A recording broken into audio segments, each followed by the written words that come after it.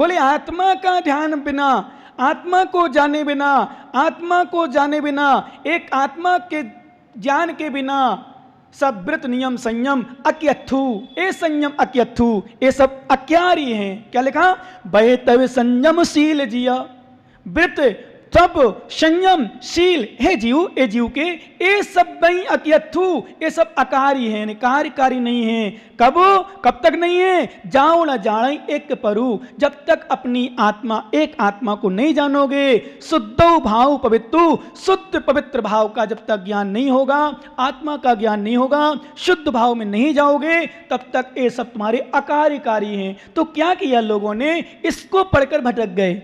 जैसे किसी ने कह दिया हे ज्ञानी, पूजा पाठ व्रत नियम संयम ये सब आडंबर हैं, ये सब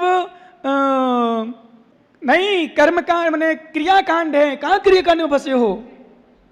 व्यवहार की क्रिया है, ये संसार का मार्ग है, संसार में ले जाती हैं। स्वर्ग में, स्वर्ग भी क्या है? संसार है। आचार्य महाराज कुंद स्वामी ने समय सार में लिखा, कम मसमम कुशीलम सोए कम्मम जाने सुशीलम, कम कहते हो तो सुशीलम जम संसार में प्रवेश थी। आचार्य भगवान कुंद स्वामी की गाथा है समय सार की।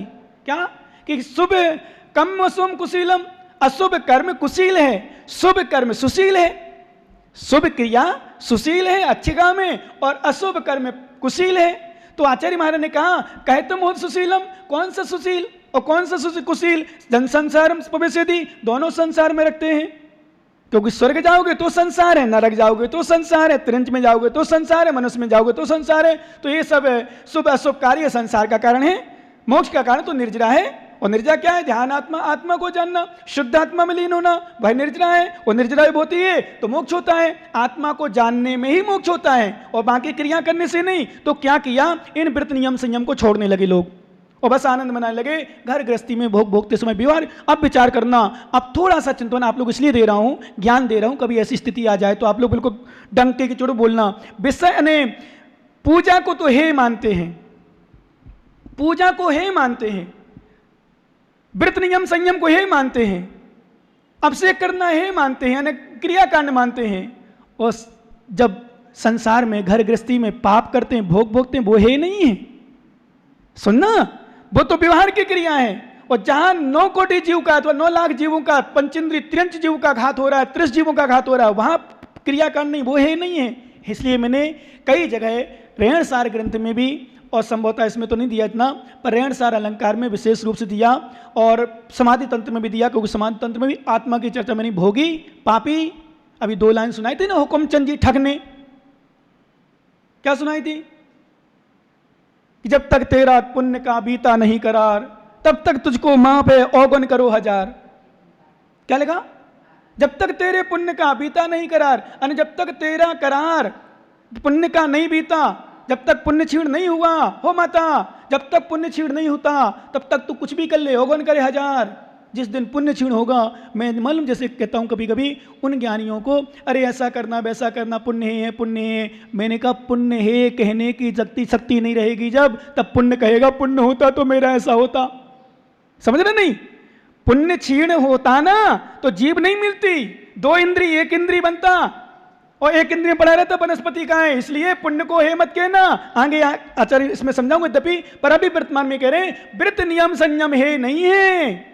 व्रत नियम संयम के साथ जो ढोंग पना है, कसाय पना है, ईर्ष्या है, छल है, ध्यान नहीं दिया, वो है। व्रत संयम के साथ आत्मा को जानते हैं तो वो है नहीं है। आत्मा को जानना व्रत संयम के साथ, और व्रत संयम के साथ ही आत्मा की अनुभूति कर पाओगे, नहीं तो आत्मा का ज्ञान तो सामान्य कर लोगे। आत्मा का अनुभव मतलब क्या करते हो लोग? आत्मा का अनुभव कर लिया, अरे भाई आत्मा का अनुभव तो मिथ्या दृष्टि भी कर लेता है आत्मा से अनुभव तो। क्यों? जैसे उदाहरण के लिए कोई चीज खाई, कमलेश ने क्या खाई? रसगुल्ला खाया। एक सम्यक दृष्टि ने खाया अथवा साधु ने खाया रसगुल्ला, एक श्रावक ने खाया मिथ्या दृष्टि जो पापी है। बताओ दोनों को आत्मा से स्वाद आता कि नहीं आता? आत्मा से अनुभव में आता कि नहीं? किससे जानेगा वो? आत्मा से जानेगा ना। कहने का मतलब आत्मा नहीं हो तो जानेगी क्या शरीर? रस न जानेगी तो आत्मा ने जाना, आत्मा ने अनुभव किया।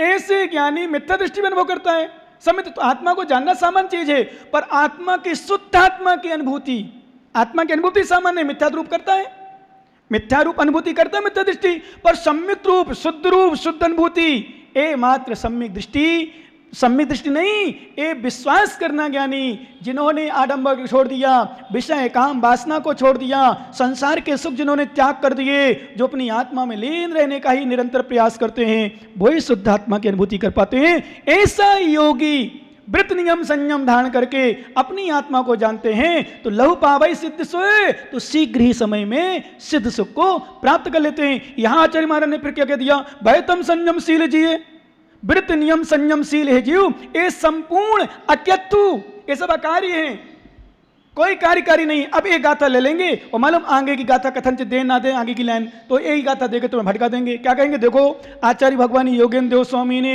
31 नंबर गाथा में क्या कहा, एक लाइन दे दिया, आप मिला लो, भय तब संयमशील जिया ये सब अत्यंतु व्रत नियम शील तप, ये जीव के सब अकार्यकारी हैं, अर्थात कार्यकारी नहीं है, मोक्ष में प्रयोजन नहीं है। नीचे की लाइन कथन से छोड़ भी दी और नहीं भी छोड़ी तो बोले क्या कर देंगे इसका अर्थ, जाओ न जाने एक परु, हे ज्ञानी व्रत नियम संयम, क्योंकि वक्ता में बहुत ताकत होती है कि अच्छे अच्छे विषय को घुमा सकती है।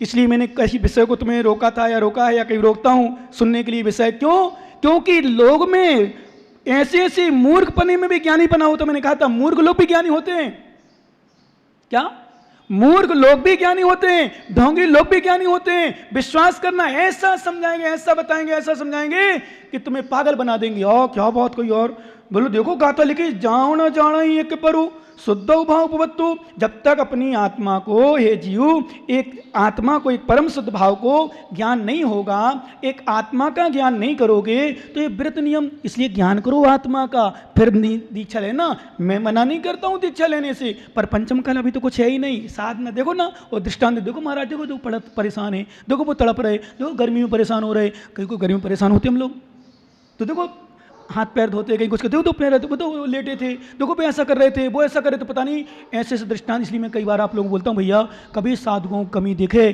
कमी को प्रकट नहीं करो, नहीं तो वो लोग जैसे उस ज्ञानी ने किया, वो लोग वो करता है, वो कहीं भी कोई कमी मिल जाए, कभी भी प्रचार, अच्छा प्रचार कभी का साधु का कोई कर दे, कभी, इसलिए कि ठप्पा ना लग जाए मैं मुनि विरोधी हूं, ध्यान रखना। और लोग समझते नहीं, वो साधु, बड़े साधु खुश हो जाते, मेरी तो प्रशंसा कर रहा है, मेरा तो ट्यूब चैनल में डाल रहा है, मेरी तो बढ़ाई करी, मैं क्यों बोलूं।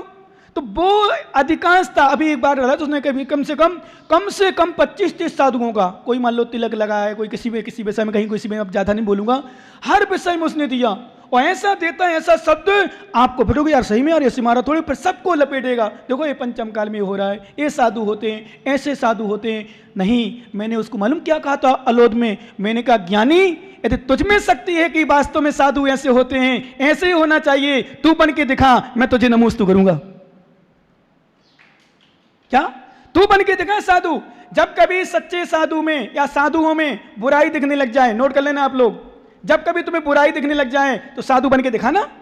जब बुराई करने लग जाओ, निंदा करने लग जाओ, तो स्वयं साधु बन के दिखाना, मैं साधु बनूं, ऐसे साधु बनूंगा, इनकी बुराई हो रही, इनकी निंदा हो रही, मैं अच्छा साधु बनूंगा जिससे धर्म की प्रभावना होगी, और बताऊंगा साधु कैसे होते हैं।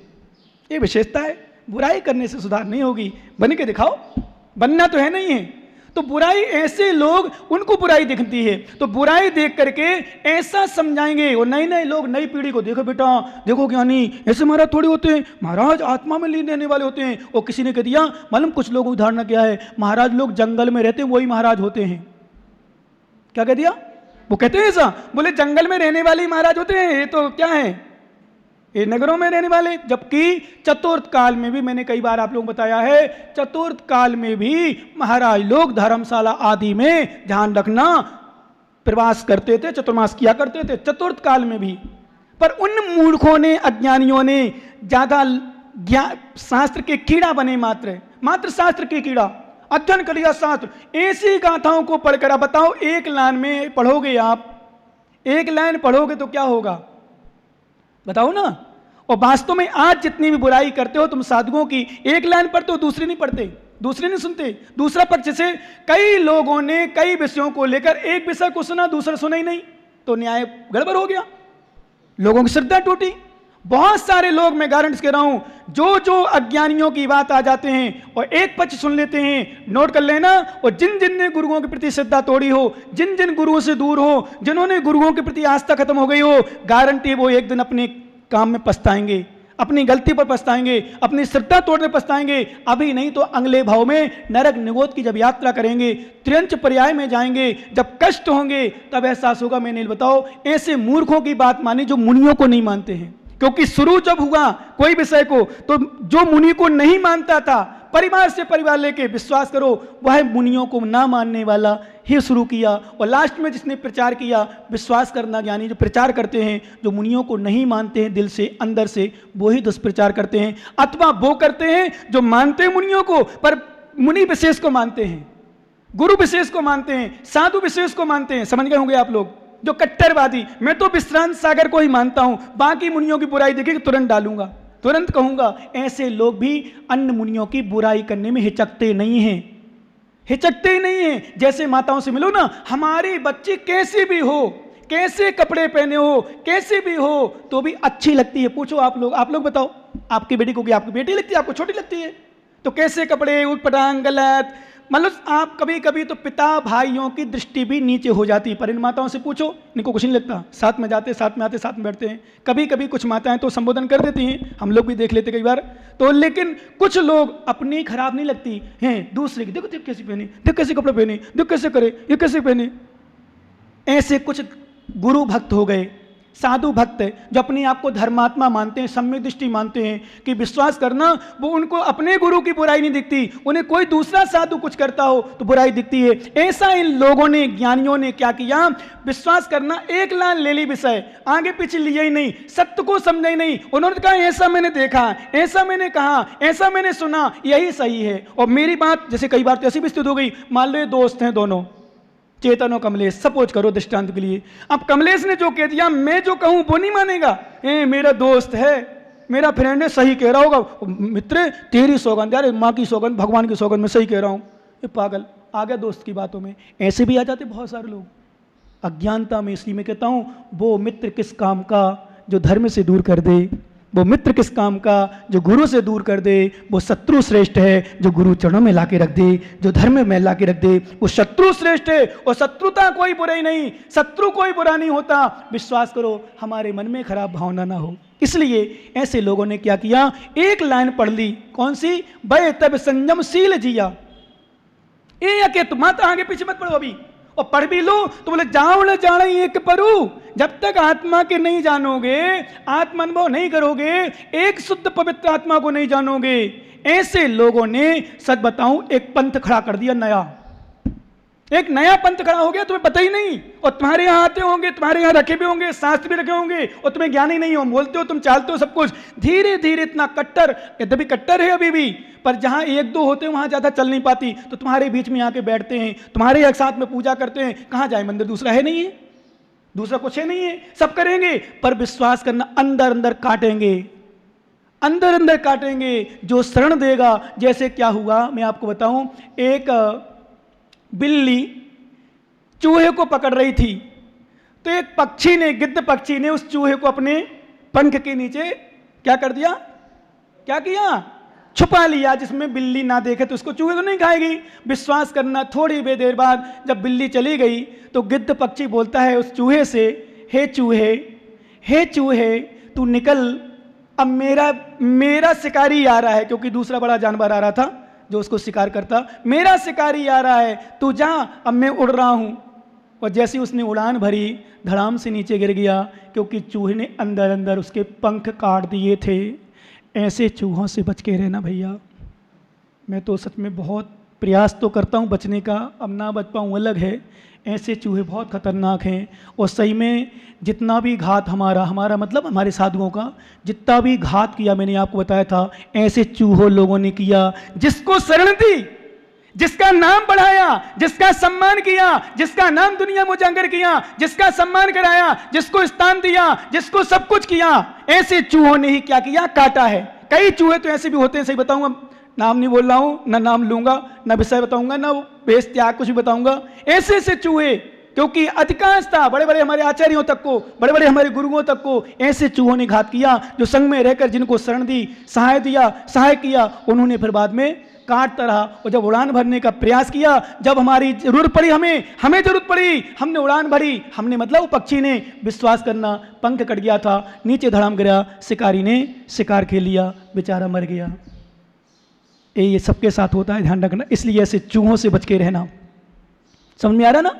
ऐसे चूहों से बच के रहना। ऐसे चूहे बहुत खतरनाक होते हैं। हे चूहा, तुझे शर्म नहीं आई?